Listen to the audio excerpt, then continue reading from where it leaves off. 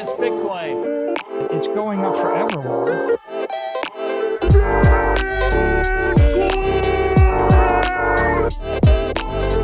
You're against Bitcoin, you're against freedom.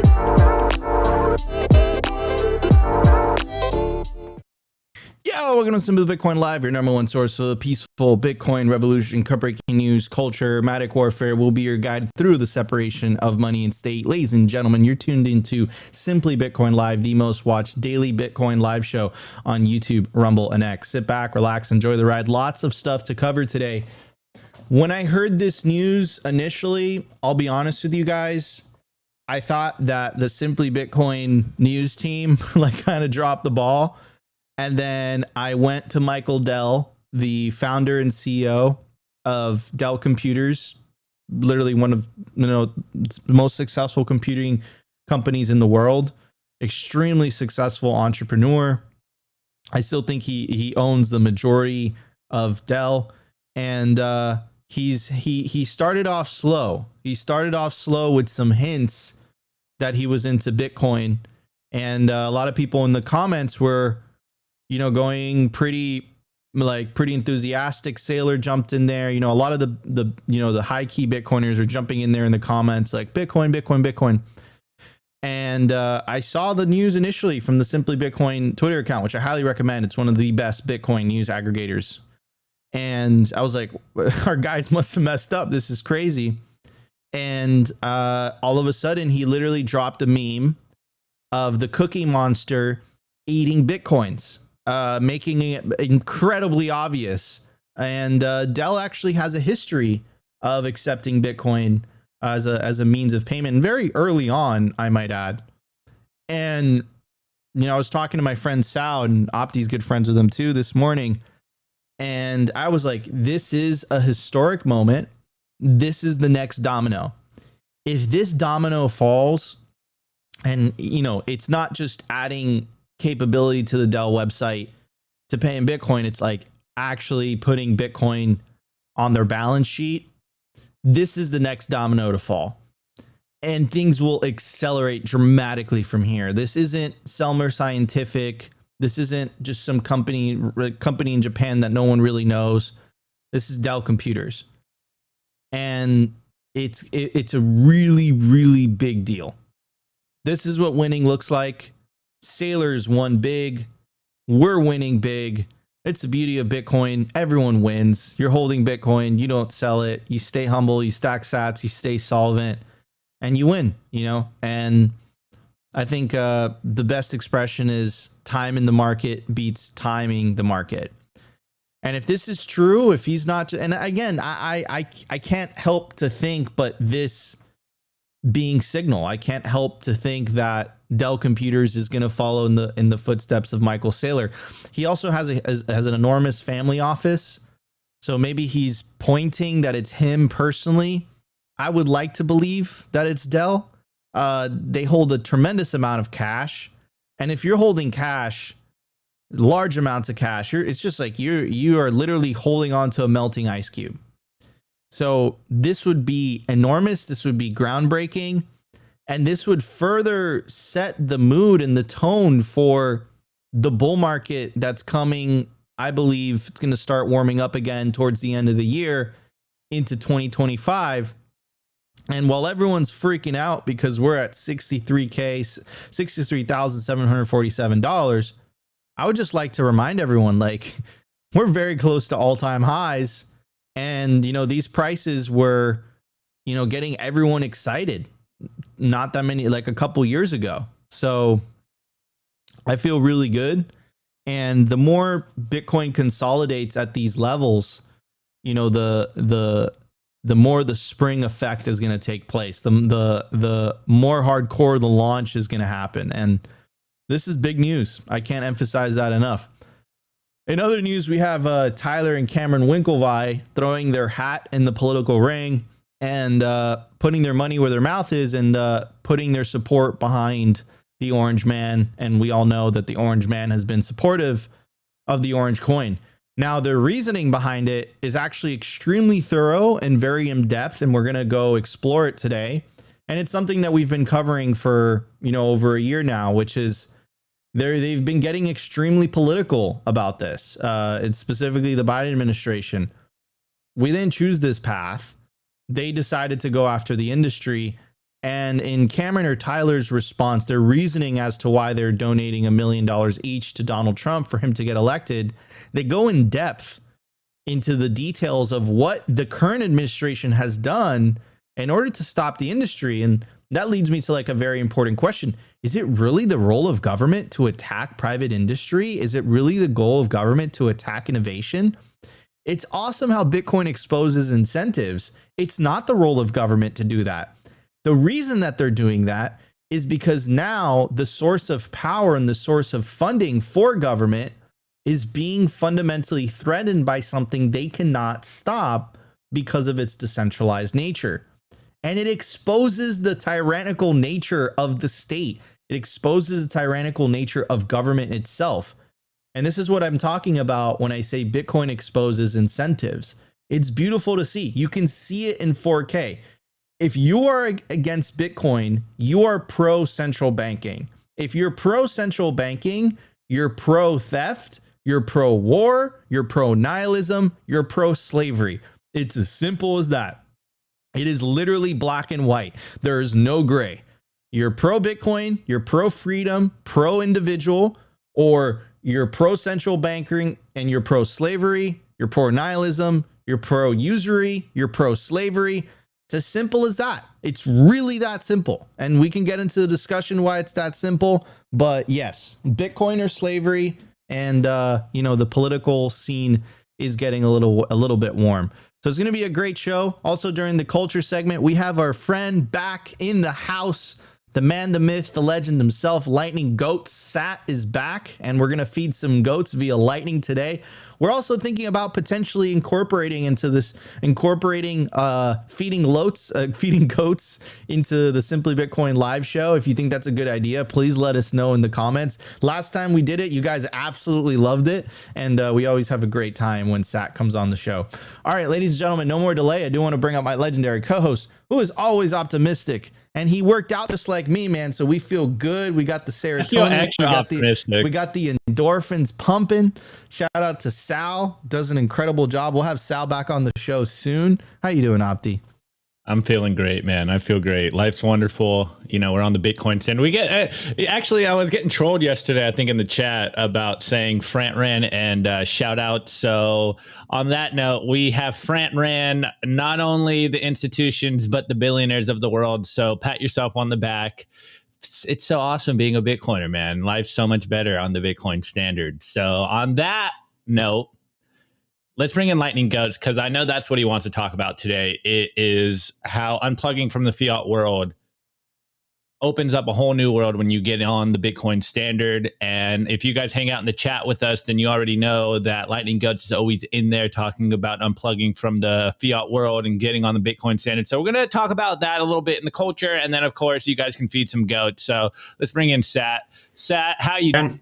I'm here reporting live from life in the Bitcoin standard. I know some of you visit sometimes, but living here full time is awesome. And I'm stoked to be here with all of you today. Thanks for joining us, man. I was so thrilled the first time you came on the show. It was just absolutely epic. What I love Bitcoiners, man. Bitcoiners, they come up with all these projects and, all these very interesting things, and they're always building and they're curious. And they're hopeful about the future. They're optimistic about the future. So we love having Bitcoiners on the show. And I got to say, Sat, you've been one of my favorite guests, man. I love what you're doing. Love the Lightning Goats project. It's absolutely incredible. We're going to highlight it today. And you guys will be able to feed goats yourself. So get your Lightning wallets ready. And we'll get to it. Anyways, before we jump into the show, I want to give an incredibly special shout out to our lead sponsor. Of course, I'm talking about Bitcoin Well. Bitcoin Well is the best place to build your automatic self-custody Bitcoin stack. Buy real Bitcoin, enable your independence with the fastest and safest way to buy Bitcoin in Canada, in the USA. To get started, what you got to do is you just go to bitcoinwell.com, put in your email, and bada bing, bada boom, within like 2 to 5 minutes, you're ready to buy Bitcoin. It's a clear 1% spread. It's obviously Bitcoin only. and it's completely non-custodial. That's what makes Bitcoin Well different. It's a non-custodial exchange, and it's empowering sovereign ownership with free automatic self-custody. As soon as your funds clear, your Bitcoin goes straight to your self-custody wallet. It doesn't allow you to keep it on the platform. Support self-custody by default Bitcoin on-ramps. And also, every time you buy Bitcoin on Bitcoin Well, you earn Bitcoin Well points, which you can use towards the Bitcoin Wishing Well. Let's toss a coin into the Bitcoin Wishing Well with the points we've earned from buying Bitcoin. And I'm going to leave the QR code up on screen. Wait, Nico. I'm not ready. First person to scan the QR code gets the 500 sats. By the way, if you use the promo code simplybtc when you sign up to Bitcoin Well, you get 3 free tosses into the Bitcoin Wishing Well, and you have an opportunity to win up to 1 million Satoshis. Guys, support self-custody by default Bitcoin on-ramps that furthers the peaceful Bitcoin revolution. Self-custody is the revolution. Go check out bitcoinwell.com today to get started. All right, everybody, let's hit the numbers. Lots to talk about. The Bitcoin numbers. Is your Bitcoin in cold storage really secure? Is your seed phrase really secure? Stamp Seed's do-it-yourself kit has everything you need to hammer your seed words into commercial-grade titanium plates instead of just writing them on paper. Don't store your generational wealth on paper. Paper is prone to water damage, fire damage. You want to put your generational wealth on one of the strongest metals on planet Earth, titanium. Your words are actually stamped into this metal plate with this hammer and these letter stamps. And once your words are in, they aren't going anywhere. No risk of the plate breaking apart and pieces falling everywhere. Titanium stamped seeds will survive nearly triple the heat produced by a house fire. They're also crush-proof, waterproof, non-corrosive, and time-proof. All things that paper is not, allowing you to hodl your Bitcoin with peace of mind for the long haul. Stamp your seed on Stamp Seed. All right, everybody, I made it incredibly easy for you guys. What you guys could do is use the QR code on your screen. It'll take you directly to the Stamp Seed website, where you can use promo code SIMPLY, get 15% off, store your generational wealth properly, stamp it on one of the strongest metals on planet Earth, stamp it on titanium. Don't write down your seed words on paper. Don't do that. That's not gonna last very long. At the time of recording, the Bitcoin price is $63,730. Sats per dollar is 1,569 sats per dollar. Block height 848,922. Blocks to halving 201,078. Halving estimate March 25th, 2028. Total Lightning Network capacity 4,846 BTC. Capacity value 308 million US dollars. Realized monetary inflation, 1.58%. The market capitalization of Bitcoin, 1.26 trillion. Bitcoin versus gold market cap, 7.78%. In the grand scheme of things, we are just getting the party started.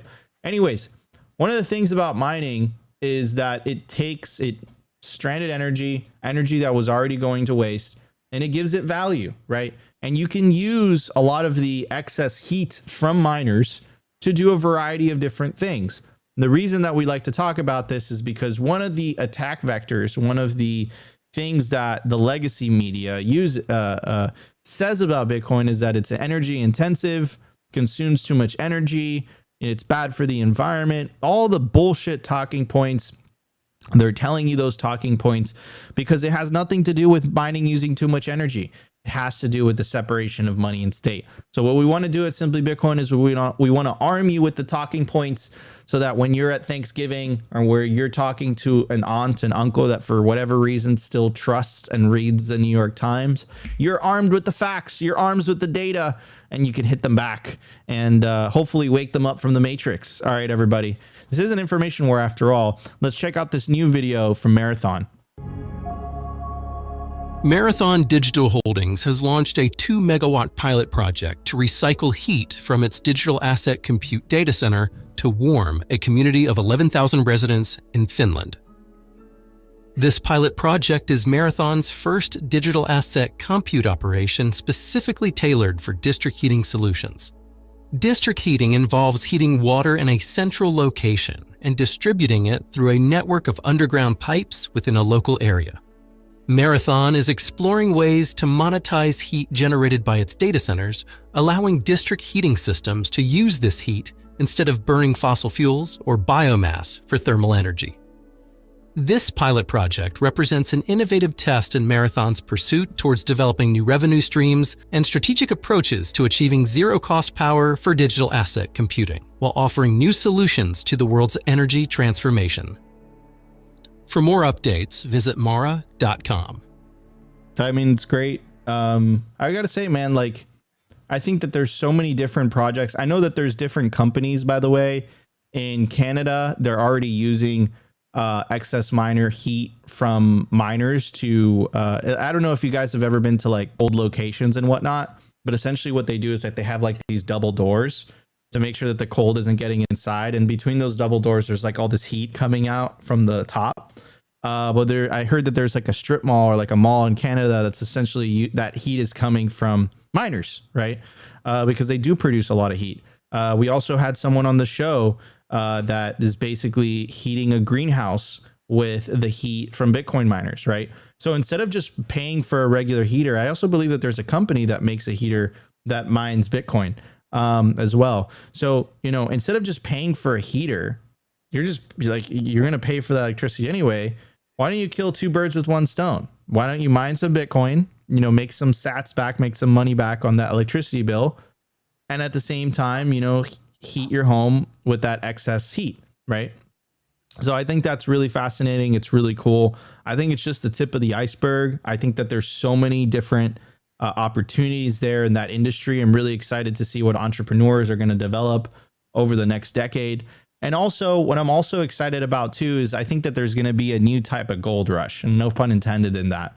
I think Bitcoin provides it's a buyer of last resort for electricity. So there's so many places all around the world that have stranded energy, and that stranded energy normally would have no value. It's too isolated from communities. A lot of people don't understand about electricity is that it's not very efficient to store. It's like when you leave your iPhone on the nightstand, you wake up the next day, even if it was charged to 100%, it's probably at like 99%. Over time, batteries lose charge, and if you transport electricity over large distances, it also loses efficiency as well. So you kind of have to use it at location. If you have a buyer of last resort, if you have buyers that are always there to eat up that excess energy, those are Bitcoin miners. Before Bitcoin miners, that wasn't a thing, right? That wasn't a thing. So yeah, very exciting. I think it's going to fundamentally transform the energy industry for the better. And it's going to make the world a much better place for it. As much as you hear the propaganda trying to hate on Bitcoin and destroy it and all that stuff. And also from the nation state level, before I pass it on to Opti, you have multiple different countries. You have the Kingdom of Bhutan, you have Paraguay, you have El Salvador. The Kingdom of Bhutan increased their mining capabilities from 100 megawatts to 600 megawatts. Even that was like coming towards the halving. Like they knew the halving was coming, and they still increased, you know, all that mining capacity. That's how bullish they are in the future. And it was Kingdom of Bhutan teaming up with the public company BitDeer in order to make that happen. So really exciting stuff, man. I'm really excited for the future of mining, and I think it's going to make the world a much better place for it. Anyways, Opti, what's your take on that? It's really well done video. Made me feel nice and fuzzy and warm inside. Yeah, got all the butterflies inside. But we're gonna make everything better. We're gonna heat your home. Who would have thought?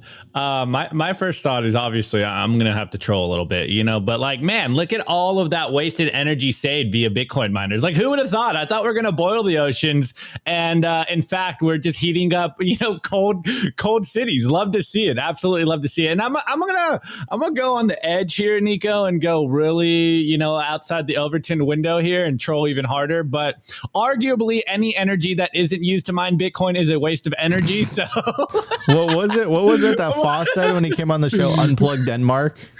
Yeah. And I was going to go there too. You know, I was going to say, fight me. Like, if you're using energy to not mine Bitcoin, it's a waste of energy. So space warmers for the win. And yeah, I'm glad we did the unplug Denmark meme a while ago, because you know me, I'm a public school school student in America. So I had to go look on the map and refresh myself. But Denmark is technically, a neighbor or two away from Finland. And it's funny how they wanted to basically ban Bitcoin mining, saying, oh, it's super bad for the environment. And now we got a city in Finland that is literally heating up their town with the quote unquote waste energy of Bitcoin miners, the heat coming off the Bitcoin miners. So absolutely love to see. And also while we were watching this, and you kind of brought it up too, Nico, it kind of reminded me, you said, new gold rush. It kind of reminded me of like the company towns that we saw pop up, couple hundred years ago around different industries, whether it was gold or, oil or whatever. And it really made me think of, we're going to probably see this happen with stranded energy and see new towns and new areas that were quote unquote uninhabitable or, way too remote. And they're going to be thriving, and their electricity prices are probably going to be cheaper than all of ours because they're using the excess heat from Bitcoin miners that heat up their town. And of course, they're able to thrive by Bitcoin mining. So I think it's not a stretch to say that we're going to see new company towns build up around excess energy and Bitcoin miners coming in and starting these new towns. And, instead of it being like Marlboro or, Exxon or whatever, it's going to be like Marathon. It's going to be Riot. I don't know, man. I'll proudly wear their corporation. Opti's trying to get sponsors, bro. on my jackets, and I'll live in one of their towns. It's probably going to be a new utopia or like a Bitcoin citadel. So I don't know, man. The future's bright. Absolutely. Sat, you got any thoughts on this, brother? Yeah, man. It's a thermodynamic kind of fact of reality that every agent or biological agent, every living thing in the universe is in a quest for energy, and a really big part of that is efficiency. And one of the beauties of Bitcoin and Bitcoin mining is that, like all kind of living systems, it finds niches, little spots in the environment where it can harvest energy. This is how we all survive, man. So Bitcoin really mirrors the laws of reality in this respect. It's awesome, man. That's my thoughts on that. Absolutely. Yeah, I completely agree. I think Bitcoin is fundamentally anchored to reality via proof of work. And I think fiat is just completely disconnected from reality, and I think that's why, you see all this corruption with fiat. Like Bitcoin is always just anchored to the universe because it's an energy-based money, 100%. All right, everybody, before we move on to the next segment, I do want to give an extremely special shout out to our sponsor. And of course, I'm talking about the Pleb Party in Nashville, Tennessee. It's going to be absolutely bonkers. You definitely don't want to miss it. It's a 12-hour all-inclusive open bar party before the largest Bitcoin conference on planet Earth, Thursday, July 25th. It's the day before Bitcoin 2024 in Nashville. So if you're going to the Bitcoin 2024 conference in Nashville, Tennessee, you don't want to miss the Pleb Party. It's going to be the place to be. Confirmed attendees include Larry Lepard, Preston Pish, the entire Simply Bitcoin crew, James Lavish, Robert Breedlove, Mark Moss, Pubby, Tatum Turnip, Adam O'Brien, and many, many more. It's going to be hosted at an amazing venue, a rustic automobile factory from 1910 with brick walls and tons of proof of work atmosphere. The last Pleb Party in Miami was sold out 8 days before. Over 1,000 Bitcoin plebs are expected to attend. You guys don't want to miss the place to be, the Pleb Party in Nashville. Hope to see you guys there in the flesh. Get your tickets quickly before the prices go up. I believe there's only a couple tickets left at the current price point. Scan the QR code or check the link in the video description for more information. Let's hit the news. The Daily News. I want to give a shout out to our sponsor, Foundation Devices. It's self-custody done right. They built a premium grade hardware wallet called Passport right here in the US. It's fully open source and verifiable. It's the most intuitive Bitcoin wallet designed with a UX reminiscent of a simple feature phone. So you will know how to navigate it and use it the moment you pick it up. Get your Bitcoin off exchanges and into your own hands in just a few minutes. Experience the peace of mind that comes with taking ownership of your own keys. After a massive sellout during Bitcoin Miami 2023, the Passport is back in stock at foundationdevices.com. Bitcoin only, open source verifiable, completely air-gapped security model, gorgeous design craft, premium grade materials. If you're thinking about getting your Bitcoin off exchanges, this is the one for you. Check out the Passport link in the show notes below to learn more. By the way, guys, I have a special deal for you guys. This was just announced. If you use promo code SIMPLY, you will get a discount if you buy yourself a Passport by Foundation Devices. Also, if you guys are new to self-custody, they offer a concierge service, so they can literally walk you through. You'll sit with a Bitcoin expert one-on-one, and he'll show you how to take self-custody of your Bitcoin using the Passport hardware wallet. And also you can connect it with the Envoy app, and it makes spending cold storage Bitcoin incredibly easy. So guys, check out Passport by Foundation Devices. It's an incredible hardware wallet. And remember, if you don't take self-custody, someone else has custody of your Bitcoin, and that's not a good thing. Anyways, everybody, moving on to today's news. Historic, absolutely huge. He hinted towards it, and this is why, like, I kind of freaked out a little bit when I saw the Simply Bitcoin crew tweeting about it. I'm like, wait, what? Like, have we confirmed this?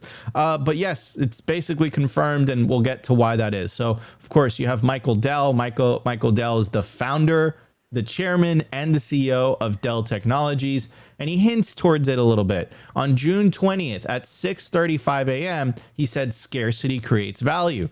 Wait a second. That sounds very familiar. Of course, we have the Chad Saylor jumping in the fray, basically saying like Bitcoin is digital scarcity. You have Stephen Lupka saying if you want to increase the value of Dell stock, just start adding Bitcoin to your balance sheet. You have Walker saying this is a Bitcoin tweet. Welcome back, Dell. Back in 2015, he said Dell is now the largest merchant to accept Bitcoin internationally. Stefan Livera says holding Bitcoin. Corey Clipson says, tell us you're a Bitcoiner without telling us you're a Bitcoiner. And it just goes on. The laser eyes. You have Zach, you have Tyler Campbell, everyone, just Bitcoiners just jumping in the fray, letting everyone's thoughts known. Bitcoin Well says Bitcoin is here for you. Bitcoinator says one of us. Phil Geiger from Unchained says, get those corporate sats, Michael. Austin is the Bitcoin capital of the world. So just jumping in. This is the power of Twitter, everyone. You got to let your voice known. You got to like speak up, say what's up, make everyone understand that Bitcoin is the way, right? This is narrative trench warfare on the battleground of the internet. So this was his little, hint. You could say, Nico, you're effing crazy. That has nothing to do with anything. But then he made it incredibly effing obvious he made it incredibly obvious without a shadow of a doubt that, he was talking about Bitcoin.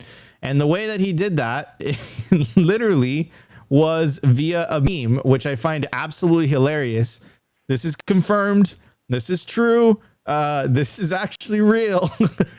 Like, I swear, Opti, I was gonna lose it, bro. When I saw the Twitter tweet, I was like, what are you guys doing? But reality is stranger than fiction. I mean, yeah, reality is stranger than fiction sometimes. Michael Dell says, this is a great account to follow. Me Cookie Monster, very entertaining. And of course, it's the Cookie Monster eating what? Bitcoin cookies. And this, of course, you have the Bitcoiners in there saying, Michael, you should swing through the Bitcoin Commons. We're right on 6th in Congress in Austin. Great to have you on Team Bitcoin, Michael. Bitcoiners are just celebrating this. Michael Saylor says Bitcoin is for everyone. Dylan LeClaire, invest in Bitcoin, acquire superior money. So yeah, I mean, this is insane. I can't, I just, I don't know what to say in terms of this. This is pretty big deal. Now, let's talk about the cash situation. I think this is a situation that a lot of companies in the U.S., specifically a lot of the larger corporations that have millions, if not billions of dollars of cash or cash equivalents just sitting in treasury. And I just have to remind everyone, so this is Dell. I asked ChatGPT this morning and I said, how much cash does Dell Technologies have on hand? And it says, as of April 30th, 2024, Dell Technologies has $5.83 billion in cash and cash equivalents, including investments. With a 3% inflation, that's a loss of $174 million on a yearly basis. Fiat is a melting ice cube. $170 worth of purchasing power completely evaporated. $174 million, not $170. I apologize. $174 million worth of purchasing power just going poof. That's not normal. Like, the fact that that's normalized is crazy. Like, and I think it's a testament of the free market finding a way despite the theft, because this is theft. Dell's paying taxes, right? Are they agreeing to this additional tax as well?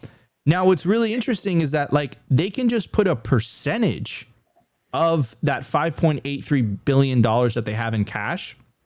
They can just put a percentage of that into Bitcoin, and it will compensate for the $174 million that they're losing in purchasing power. Now, the reason that a company like Dell doesn't care about that is because they have massive revenues and they're able to deal with that. But that's insane. Like, the fact that we live in a world that that's somehow normalized is absolutely crazy. And this is one of the things that Bitcoin fixes. And I think as time progresses, as Michael Saylor proves that his Bitcoin strategy is superior, I think you're going to see more and more dominoes fall. I think that this domino falling is massive. This is a big effing deal. This is huge. Dell Technologies is a massive company.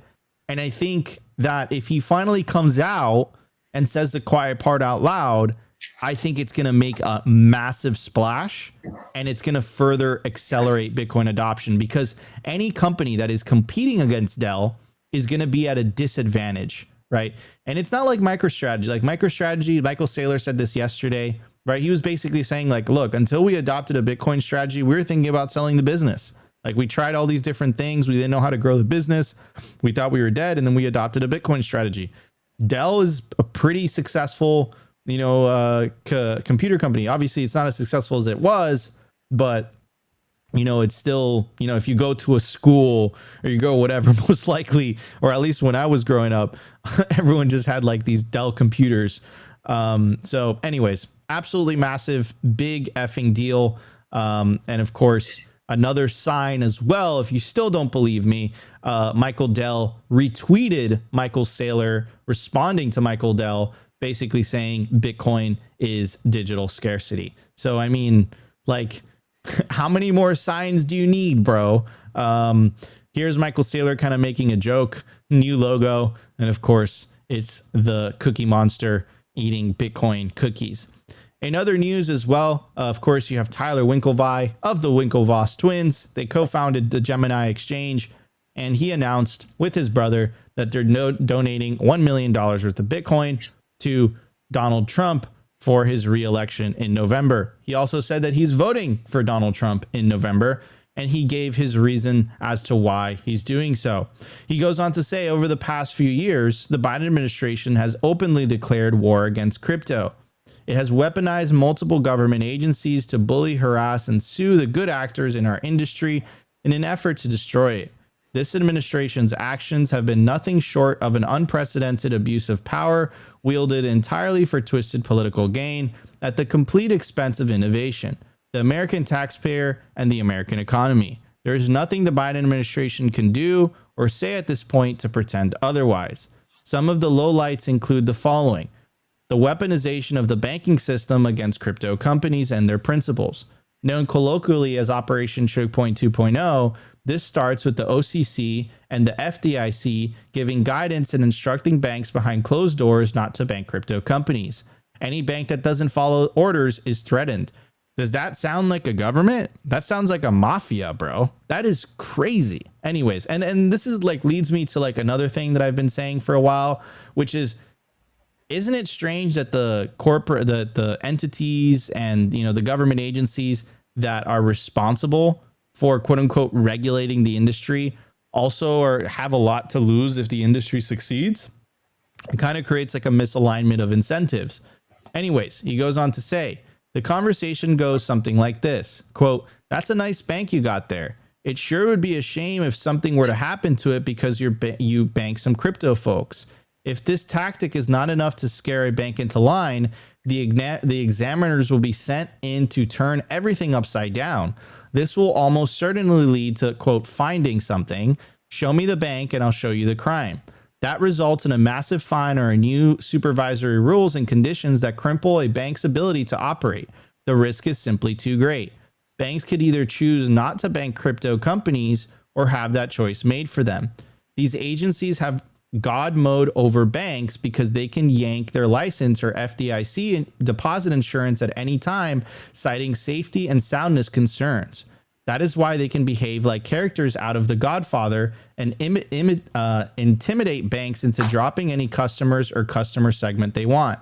This behavior of debanking entire industries that are completely legal but ideologically out of favor began during the Obama administration when President Joe Biden was vice president. It was nicknamed Operation Choke Point 1.0 back then and is a well-documented stain on the Obama presidency. The Biden administration has dusted off the playbook and has been running it at full speed against the crypto industry. The blast radius has extended beyond crypto companies to individuals who work at them. I personally have lost multiple bank accounts because I own crypto, and my investment firm Winklevoss Capital has as well. The weaponization of the SEC. The Biden administration's SEC has not written a single rule for the crypto industry to help any of its participants understand how to navigate the regulatory landscape for this new asset paradigm. This is by design. He gives one example. If either a security an open question up until 48 hours ago, then you would be breaking securities law if you were sent Ether to a friend from your smartphone to their smartphone. Why? Because only a broker dealer is allowed to transfer a security. It can only do so to another broker dealer. From this example alone, anyone can understand how classifying a crypto like Ether as a security would gut its utility and destroy its ability to usher in a decentralized future. It's like asking an automobile to behave like a horse. Yet that is the position the Biden SEC has taken towards almost every crypto. It does this not because it understands the consequences, but because it does. These are exactly the consequences it wants: to kill crypto. I mean, this is something that we've said for many times on for many months on Simply Bitcoin. They're scared. They're scared. Like either their ideology or the administrative state, which is essentially the unelected bureaucracy that benefits from the money printer, the military industrial complex, the endless wars, that whole system. People have to understand that the US government employs 16 million people, right? And they spend 1.7 trillion in 2023. They spent 1.7 trillion dollars, that's with a T. That's more than the GDP of like half the world, right? Or half the world's countries. And what do you expect, right? They're fighting to protect their moat. They're fighting for the ability to create money for free that everyone else has to work for. But we have to understand though that this is not the role of government. We don't apparently, right? We don't live in a communist country in the US. Apparently, this is a free market economy. It is not the role of government. Allegedly, it is not the role of government, even though that totally didn't happen in 2008. It is not the role of government, in my view, and in the view of the founding fathers, to get to pick and choose what businesses survive, what industries can thrive, and what industries can't thrive. Like, that is a really slippery slope if we start heading down that path. And then that leads me to what I was saying initially. The beauty of Bitcoin is that it exposes incentives, whether that's a corporation, whether that's an individual, or whether that's a tyrannical government. And make no mistake, what the Biden administration has been doing over these last couple of months, even though they've been trying to obfuscate it, they released news the other day, basically trying to walk it back because they realized that it was hurting in the polls. They are going after the industry because they see the industry as a threat to their monopoly and their control on money. And of course, this is why you have RFK. This is why you have Donald Trump capitalizing on that and basically saying, you know what? If you elect me, I'll protect Bitcoin. I'll protect your right to self-custody. I'll free Ross and I'll be anti-CBDC. The Biden administration, even though they haven't been vocal about being pro CBDC, if you check their documents, if you pay attention, not to what they're saying, but their actions, they're pro CBDC. And I'm telling you guys, CBDCs are slavery. They enable slavery. They're a system of soft power. What do I mean by that?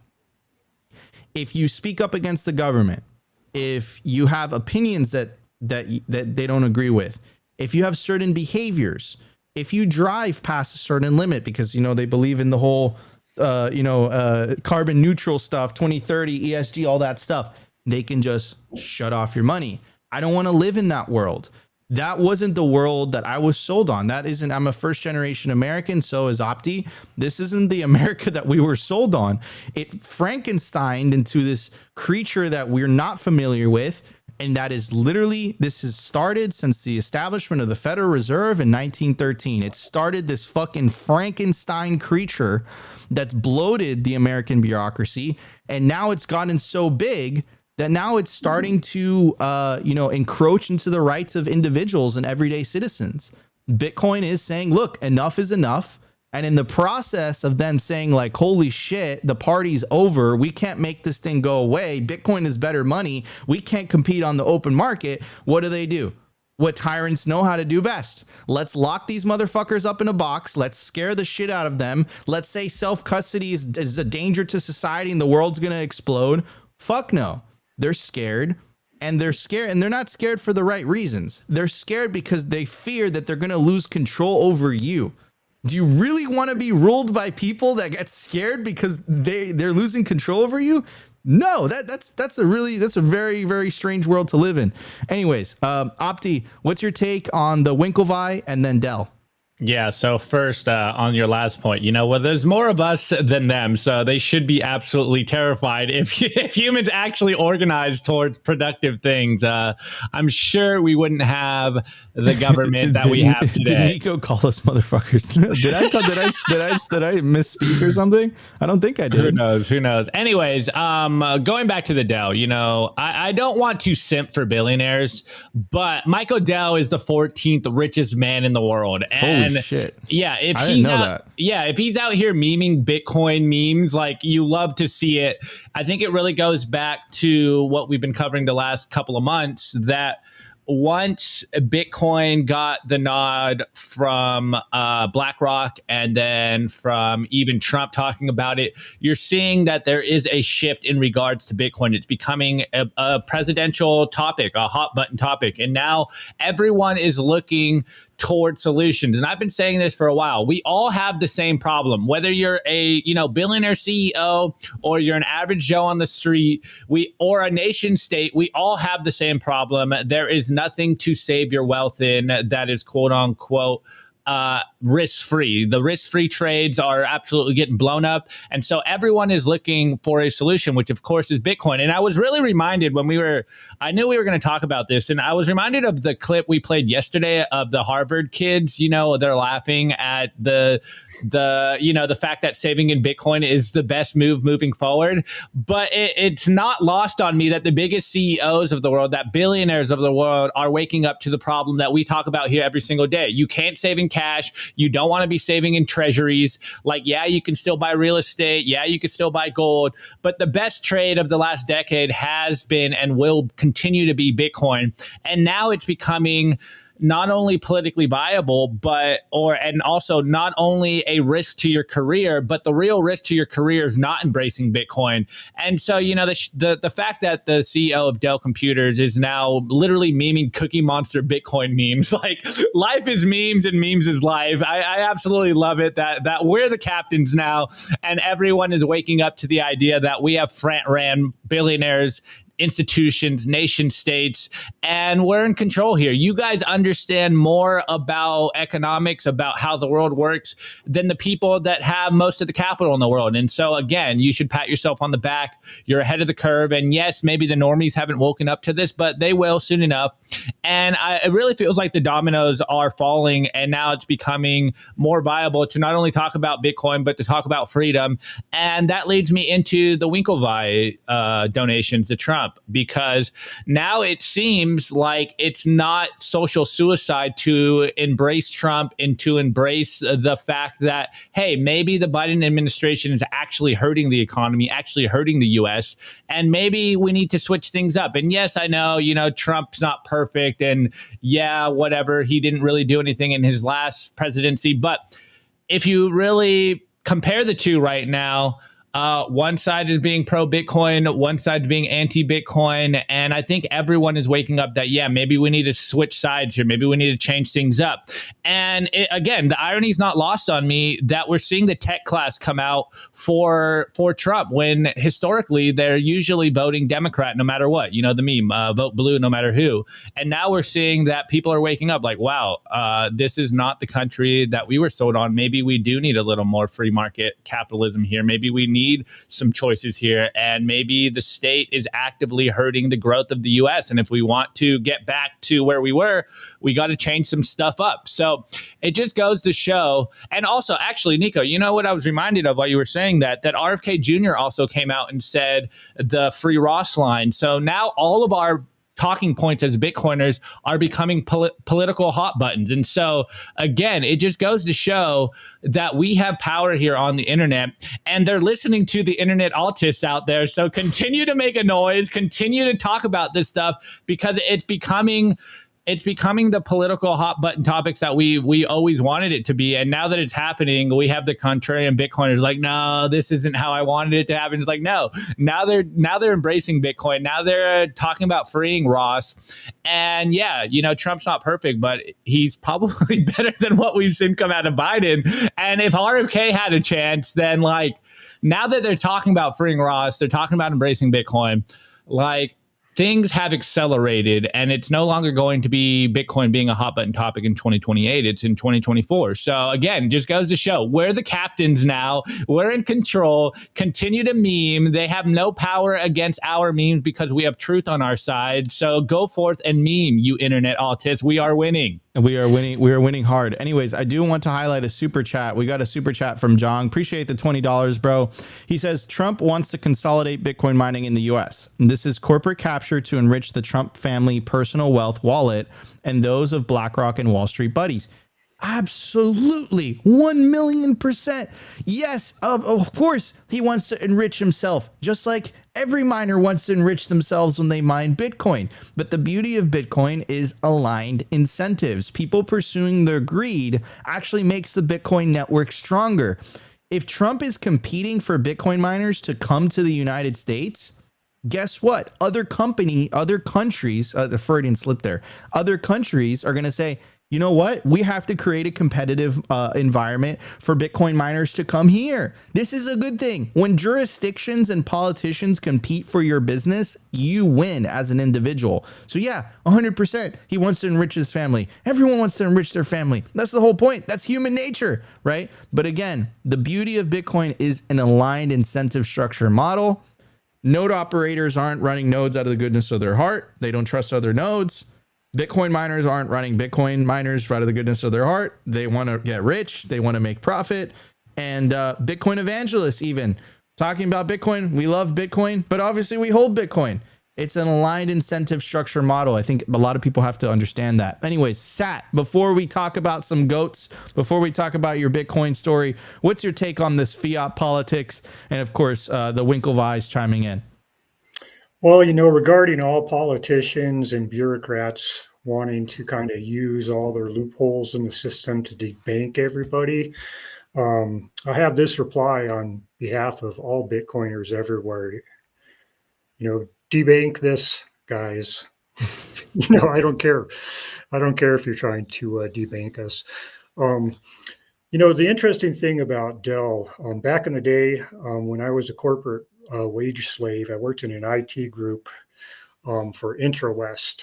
They were our Canadian overlords. But Dell was very, very big there. The reason that Dell was very big in this corporate culture is because they were reliable.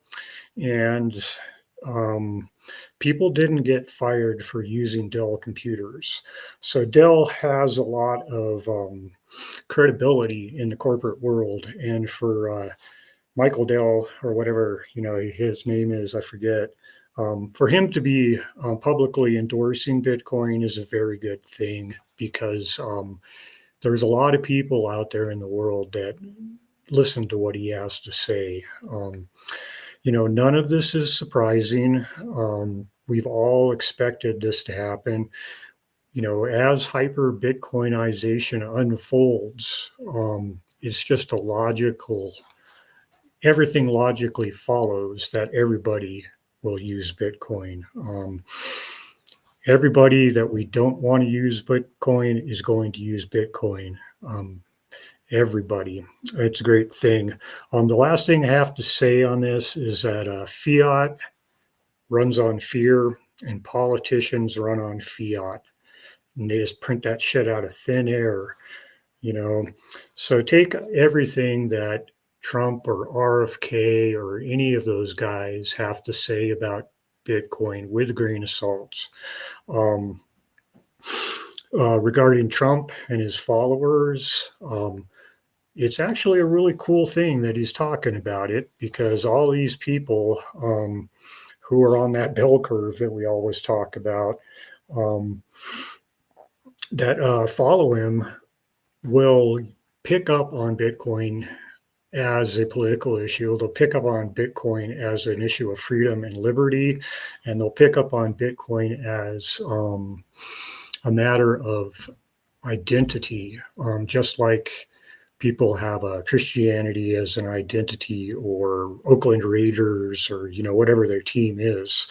Bitcoin is going to become part of that identity for a really huge block of the voting population. Whether they're orange pilled or not really does not matter because functionally, it just makes it better for everybody. So hand it back over to you guys.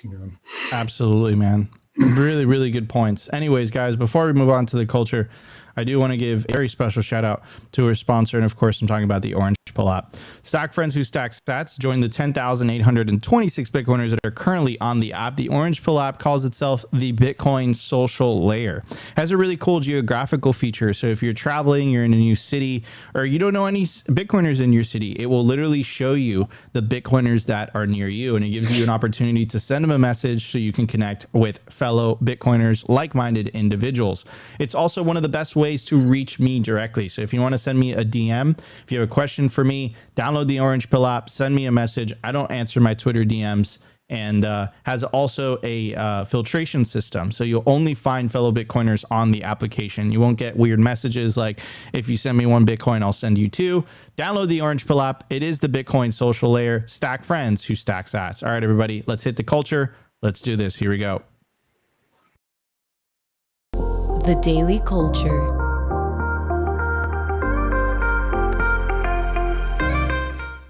I want to tell you about KABOOMRACKS. KABOOMRACKS is the most trusted place to buy, sell, and host mining equipment. Check out their racks today. You could do that by scanning the QR code or checking the link in the video description. That will take you directly to their Telegram marketplace, or you can connect with a member of their sales team. They make purchasing their products easy and transparent. You could also access their vast network of domestic and international customers when you sell your mining equipment with KABOOMRACKS. Start your mining journey today. Also, if you're interested in starting mining instantly, check out their special offer that's live right now. They're offering instant hosting for an S19K Pro 120 terahashes. Your hash rate goes online after your payment is confirmed, and the price includes a 3-month security deposit with first month. So if you guys want to start instant hosting, check out the special sale going on by KABOOMRACKS right now.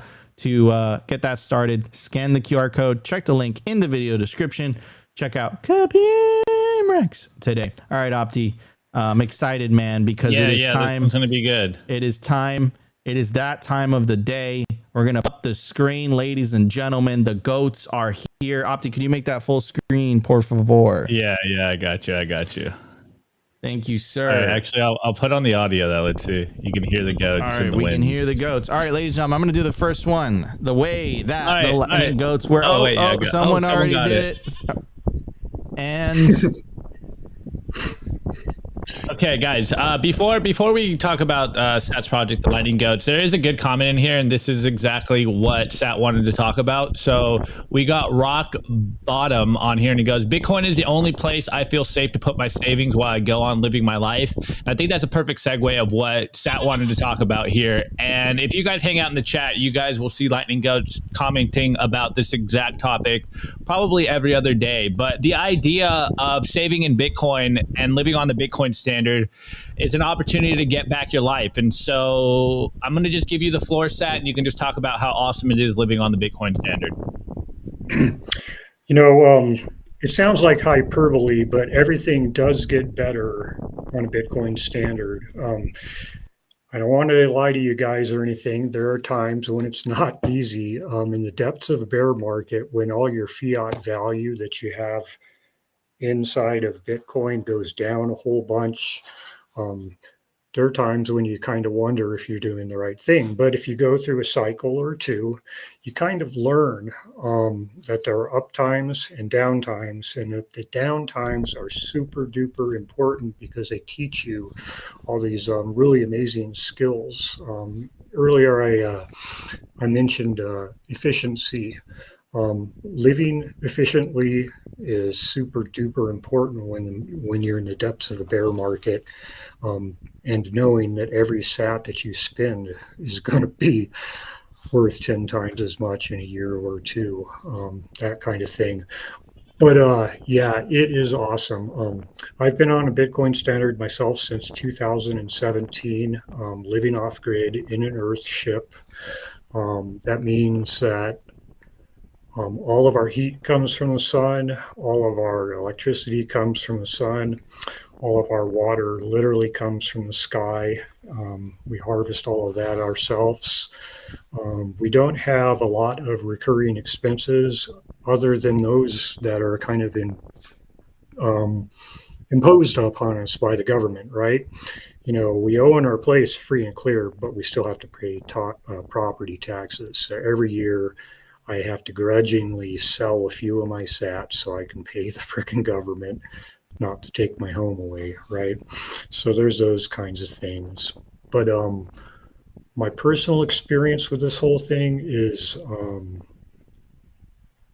it just keeps getting better. Happiness increases. It's as if you wake up and you're in a new universe. It's like you're on a movie that one day your life is going all crappy and everything's in black and white, and you discover Bitcoin and nothing really changes for a certain amount of time. And then the light bulb goes off. The lightning bolt literally hits you, and you kind of have this moment of illumination and aha. And from that time onwards, everything kind of becomes centered around this idea of the future. When you first got involved, you were thinking, dude, I'm going to get some insane gains. I'm going to make a lot of money. I'm going to go out and get a Lambo and a fucking jogging suit and, be a clown. It's going to be awesome. But when the light bulb goes off, everything changes and you start thinking, now I see 10 years from now, things are going to be completely changed. The world is going to be changed. All those thoughts that I had in the back of my head about wanting to live in a good world where there was justice and there was freedom and people were just generally good to each other. Dude, it's happening. There are other people that are interested in these things as well, right? That's what you also discover when you're on a Bitcoin standard. You come across random people in the world that in the course of conversation, somebody says one of those words that we tend to say here on these shows or when we're chatting on the internet and stuff that clues you in that, oh, they're a Bitcoiner. And so you say, dude, I heard you say this and I'm a Bitcoiner too. And then all of a sudden you have like this friend that you've never known before, that you've just met, that you have all these commonalities with. And you realize that there's other people out there in the world who are working towards the same future that you are. You get this hope. We were just saying, fiat runs on fear, politicians run on fiat. Well, Bitcoin, man, Bitcoin runs on a hope for the future and a willingness to work towards that future. In fiat world, man, it's all about complaining. It's all about saying Trump fucked things up, Biden fucked things up. All these politicians are fucking shit up. You know what I mean? There's no responsibility in fiat world because really there's no incentive to take responsibility. You can just print more, right? In Bitcoin world, you have to take responsibility. There's real consequences to your actions. And when you encounter other people out there in the world who are Bitcoiners that you didn't think were Bitcoiners, that suddenly you realize they're Bitcoiners, you realize that they kind of get these same things too, that they value work, they value truth, they value honesty. You know, it's awesome. I'd much rather live in a world that's based upon these kinds of ideas than the world I used to live in back before I discovered Bitcoin. You know, I always wanted this stuff to be true, but in fiat world, it just seemed like a pipe dream, right? Like, oh yeah, someday in the far, far future, there will be a utopia where all these wars aren't happening and stuff. But, you know, I'm kind of stuck here living this life where everything just gets worse over time, right? Well, buddy, that's not true. On a Bitcoin standard, it's sort of the opposite. You know, your time horizon gets further and further out. You start thinking decades into the future. You start wondering, geez, everything's going so great. Maybe I need to have more Bitcoin because, dude, I might end up living to be 120 in a world of freedom and awesomeness. I might live to be 150. I don't know. I have to plan for the future. You know, it's a different way of thinking of things, and it's just awesome. And I want to thank everybody in the troll box, in the chat, all the viewers, everybody who interacts with the goats on Nostr, everybody who's been supportive to my Bitcoin journey in one way or another. You know, whether it was somebody like Andreas Antonopoulos, who I've never met, but is just hugely inspiring, to people like Opti, who always just have this great smile and doesn't give a fuck when you give him crap, right? You bust his chops and he's just like, yeah, it doesn't matter. I'm on an order standard. Screw you guys. You know, it's great, you know. Absolutely. Love it. Yeah. Wait, Sat, before we wrap this up, guys, Sat's taking all my sats. I'm feeding these goats alone. Anyways, Sat, before we went live, you said a phrase that I'm going to steal from you now, and I'm going to say this on the show as much as possible. But you said, like, life on a Bitcoin standard is you know, a life of optimism. We talk about that all the time. But you said the way of Opti is the way. Can you explain this? The way of Opti is the way. And what I mean by this is Opti's optimism is the key thing. When you're on a fiat standard, it's about pessimism, man. That's what I was just saying. You know, everything sucks. When you're on a Bitcoin standard, you kind of become one of the people who have joined the Legion of Opti, so to speak. You understand the correctness of Opti. You know the optiness of reality. And what it is all entailed in is an optimistic view of the future, dynamically adjusting to the situation around you and realizing that, yes, it is all going according to plan. It's awesome. It's great. This is how we win, is by pure unhinged optimism in the face of all nihilism. Oh man, bro, completely agree. Bitcoin is hope. Bitcoin is optimism. This song gets it. Opti is my eternal king. Oh man. Wait. Before we go though, Nico, I know it's Friday. We want to get to the meme reviews, but guys, let's plug Lightning Goats. So go to YouTube, check out the Lightning Goats, the live goat feeder. We're going to make the goats fat, taking all my money right now. So Sat, maybe just give the audience the details on the Lightning Goat feeder, and then we'll go into the Friday meme review. Briefly speaking, the lightning goats are a herd, tribe, or trip of goats. All of those words apply that are online streaming every day on YouTube, and they are an orange-pilled Bitcoin Lightning enabled, Nostr integrated bunch of goats and a goat feeder. It looks like it's kind of broken right now. But it's good. You know, when you guys break the feeder, it gives me something to code on. That's a great thing, you know. Oh, man. All right, everybody. We'll check out Lightning Goats, and it is Friday, so you guys know what time it is. It's time Did you guys see me making the goats fight for the... Bro, it's okay. What's the name of the goat? We got Dexter the goat in the house. All right, everybody, let's hit Opti's Friday meme review. Opti's Friday meme review.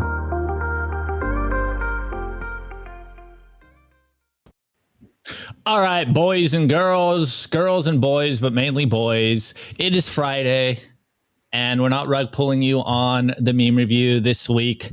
So you already know the deal. Tag me on Twitter. For the time being, you guys can tag my personal account at Optimus Fields or drop them in our Telegram group, Simply Bitcoin. I think it's TV on Telegram, t.me/Simply Bitcoin or Simply Bitcoin TV. I forget.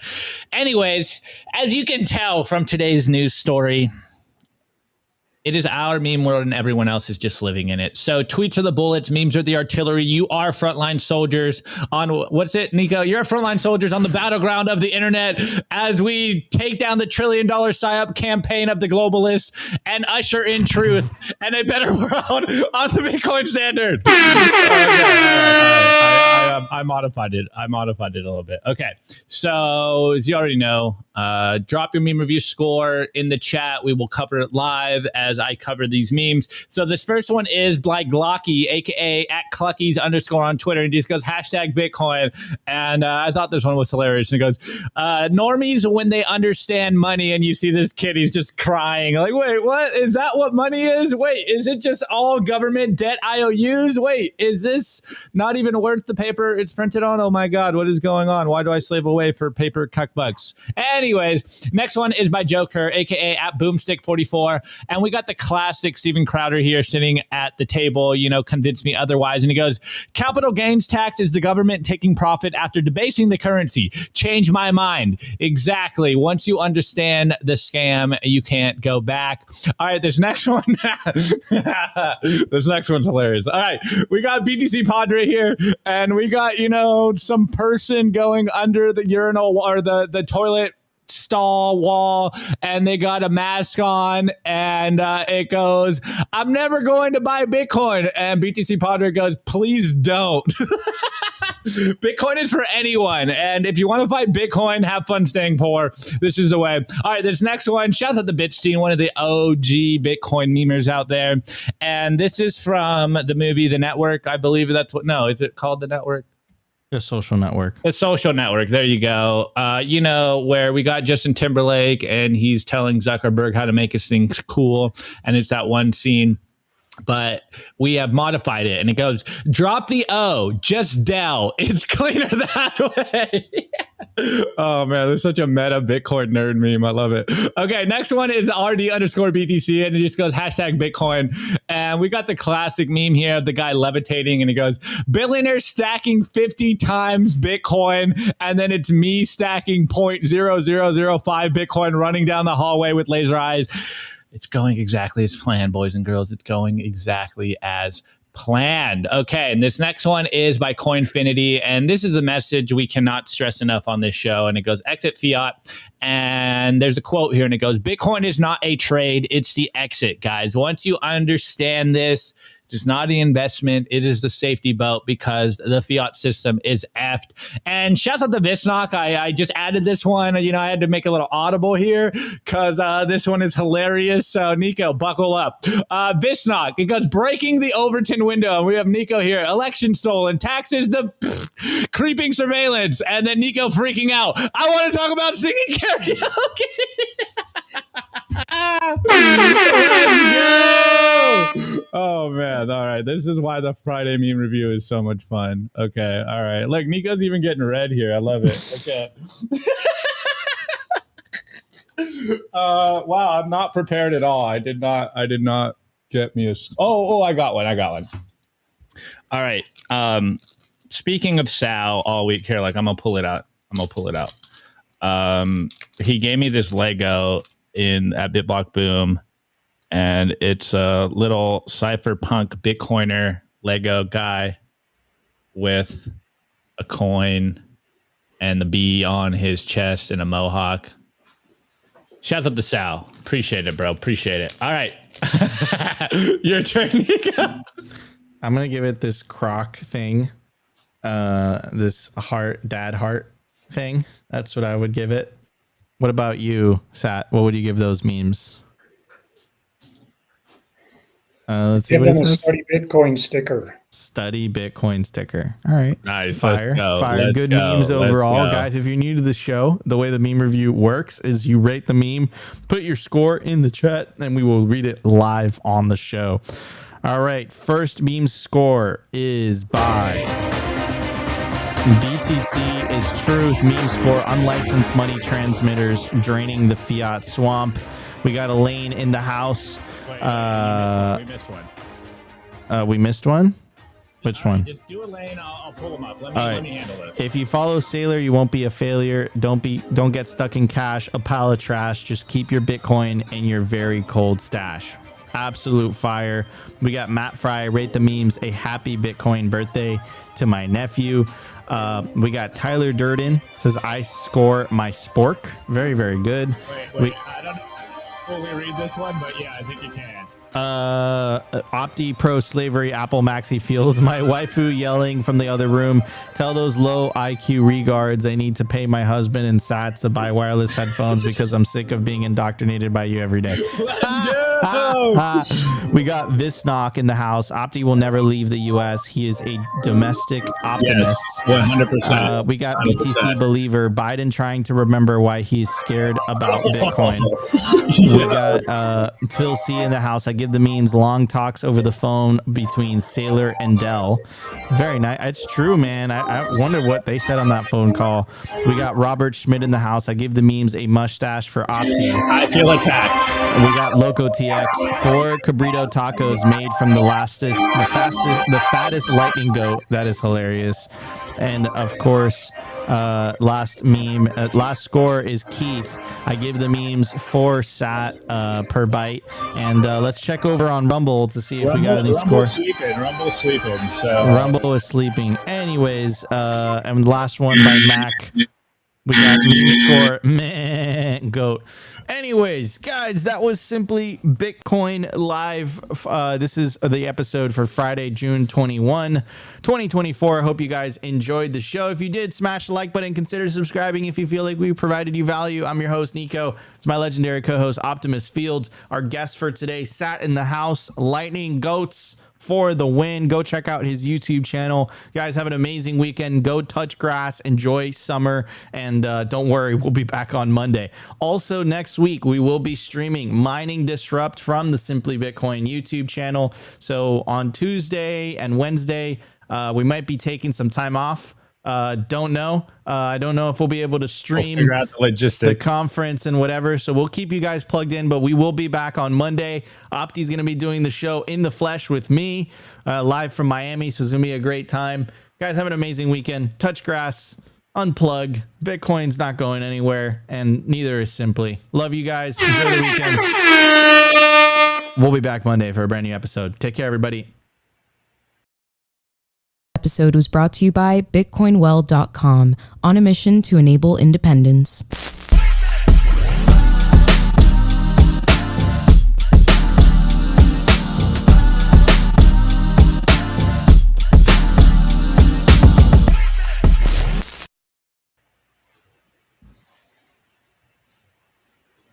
Meh. Goat. Meh. Meh. Yep. Meh. do it again. Meh.